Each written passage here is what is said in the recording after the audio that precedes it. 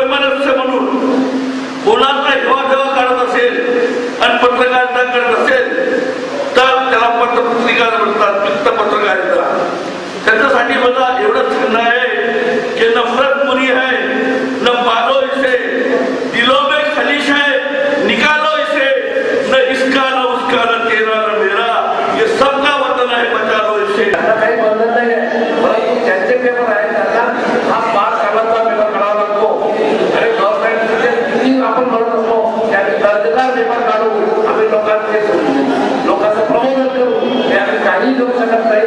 फक्त हा पांढरा कागद काळा करणे आणि त्या तारखेला सरकारला देणे, सरकारच्या बातम्या वाजवणे याशिवाय आम्हाला काही करण्याचं काही मुभा नाही.